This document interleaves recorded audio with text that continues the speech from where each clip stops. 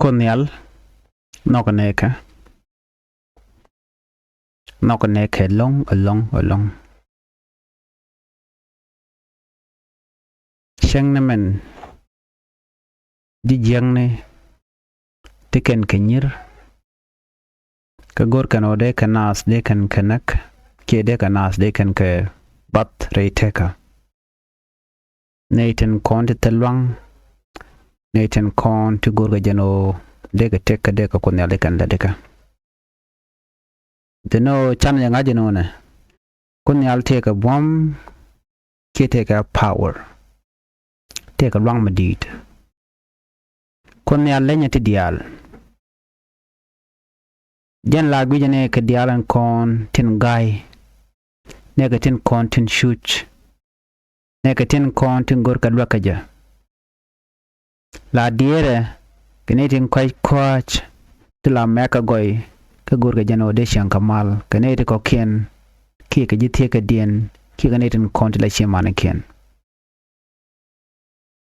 gorga jano de kon Konyal de kon a team reiteka dan keti diala kon let kon ka de jogono nena Konyal la jala gelu no Konyal gelan Konyal nogo kon a kon ci je paru ci len kon tin let kon ka tega di chalat gwasame mitiga bible bi jek ka bogdin ke ka sam chugo jandang digu dongwan badol baro ala dit chugo jandang digu dongwan badol baro kene men biangach kot a kodan ke gelan a chen kwin mona me cha tiang ka jek ka nyir ka chen le charden lot la nguda la kodla dobla ja gore ka kwi gan ka ko bikente ka tik Konyal nogo shing mangaska ja noga dor mi lot ka shode cha jabul lot ka kach ke chabla na jarar bang ka chalet ka chakalet let Konyal ka let nyodo jin di rodu palpin ka di nyodo no Konyal e dundu ko san Konyal ngas dan ka je ki nyodan ka je nyot kona ka roi dan ka na shankon chebu joni jan lora bang chede mandana dong danari en liak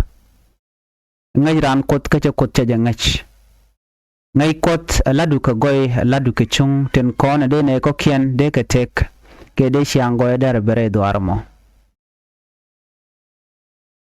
ka bible dit choga jandang do ngwan bedol baro Konyal la linga jo nen ten kon ki jos nen kon ti wie ten chwal ka je nere kon tin guiron wo go ka kalat ka goy mi wie kan la linga ka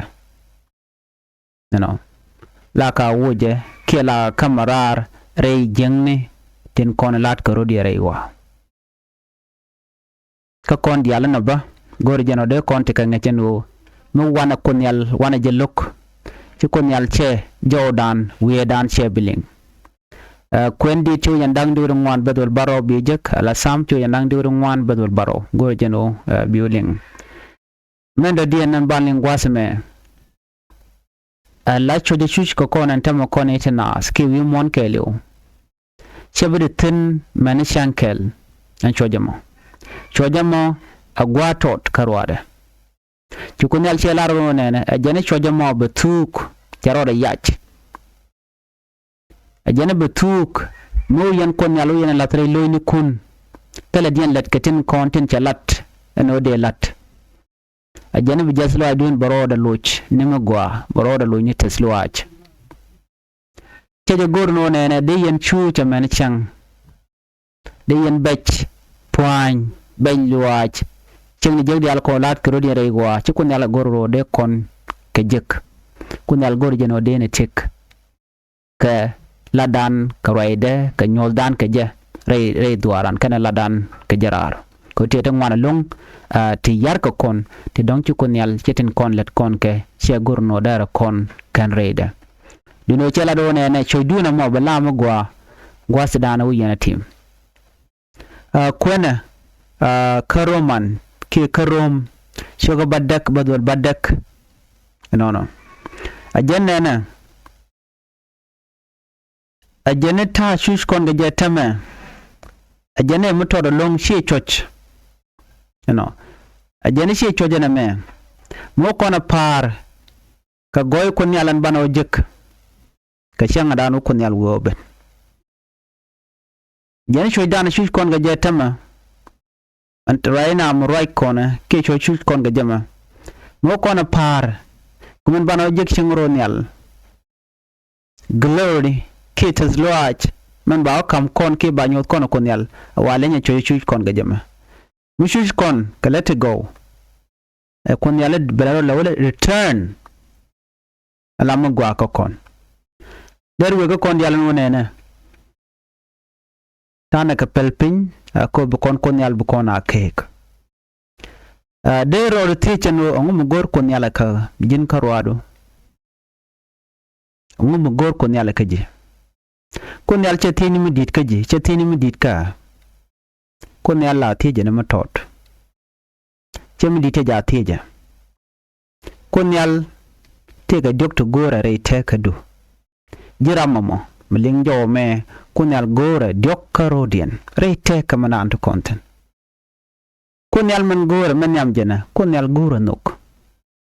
nogdu jiramamo gor kon yal nong ne dial ten kon ten tie ka ji ke ten kel ka ji no ka kan dial shu ka nyir michran ti ji te ka dor miti dor kam ni lor logran mu we mi re jeka na mo shale enok ramen te ka nok la min jeka dana de ramo de jenek de ja ham la ja le de ja dino mi bidi gwaza danan tirik tigatin ware du telejano gore jano bine dialan konen tigadu bika dil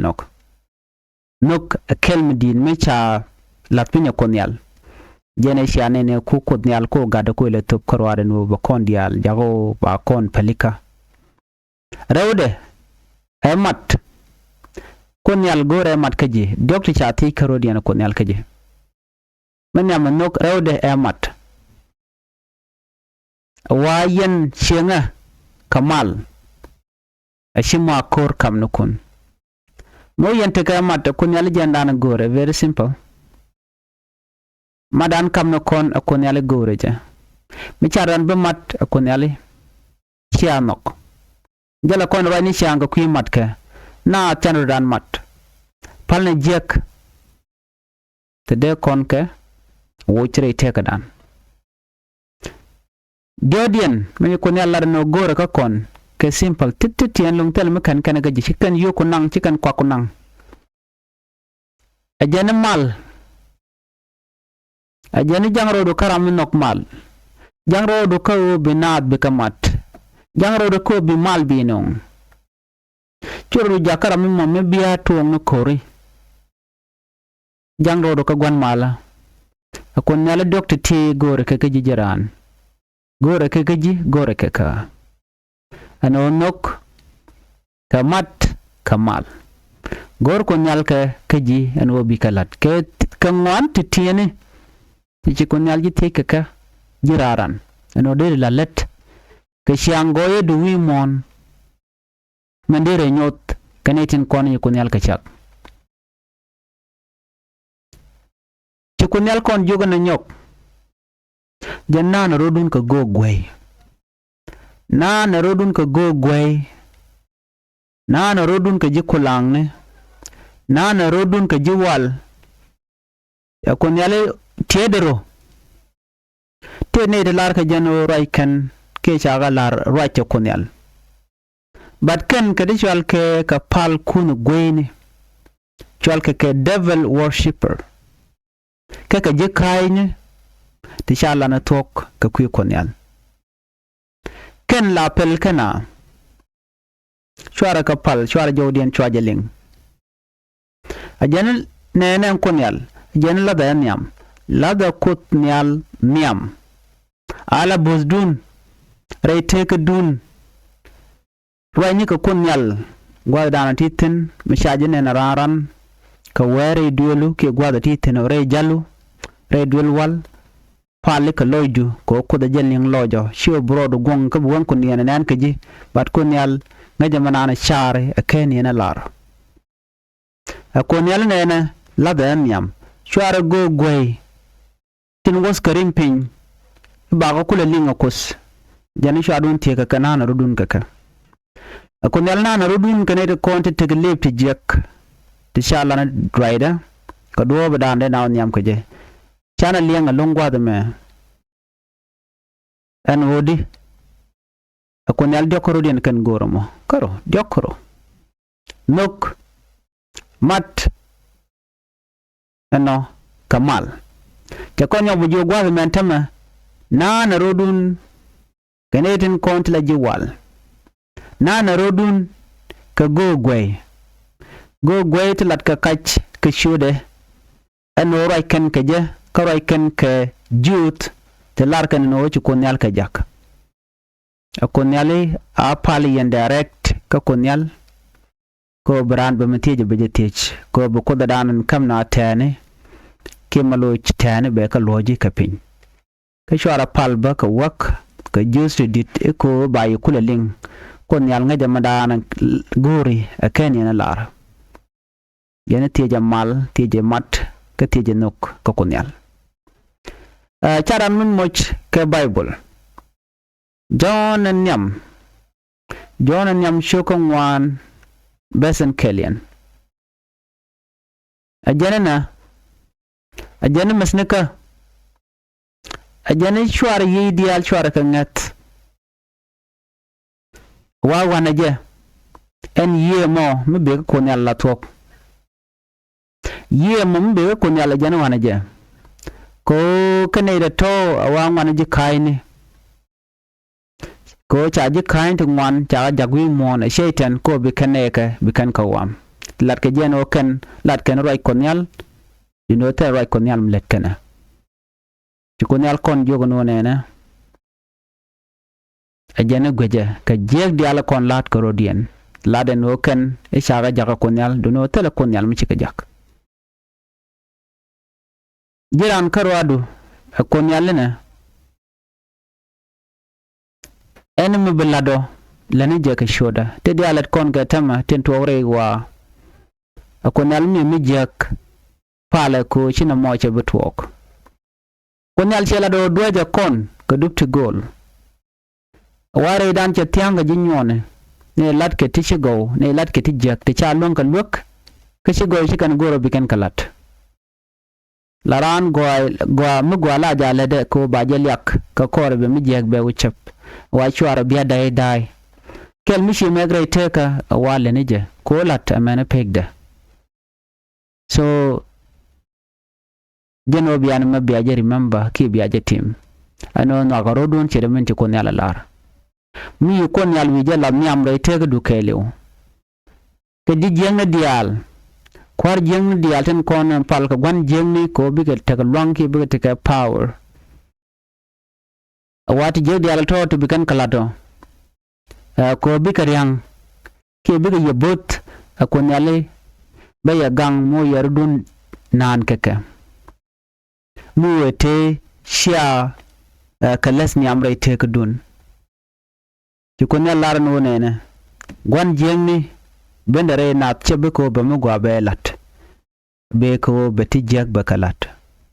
ko gwan jengni let ka dial lere ke ko china tikan boniam la ramadanan palle la de kula rienga kalya karo bene di alan kon tin la vulnerable tin kwe kangu be kula jako shushka gwan jeng la lat kan je kan shang mo kore doran kon wore doran chaje kuma dur agwan jeng ni cha kuma dur ka shang jeng na mo shango kaine tintredan nanaje mitem let kono la kona na kan yang wala no ne me e mi chala na wal gwan do na kon de no tanen dia lu kan ka nyin gwan jeng ne mene je guj ba kan ti chwal ga ti go goyne kan dial mi shi guje ka nyur na kudien alo kwain ka tugduli ko ba kule miet ene dor ke tugdula mo la ti ke dien mi kudien baran be yang be kulo gor ano ci kodo gor ba je kulo no kwale miene ja yanta danan kwaje kere don no ko mi chajek lel ka chit ke bur ka je ga meten chaje de mal gor no ba je dak kana mo jen kele dan en nakon kon yala jani lada goy ko be ye kule lwang ka mi ganga ya an kon yal duwe jene dialen go ka duwe jene dialen je ko Sherman chala no bel tin nwan kana goy ken wa pit ka kel la ka kul yang ga changa dana chika ko te jan ta dan te kon te mo kon eten at jek chika kon kum durre dwaran jan mo ka kon ne ko wodi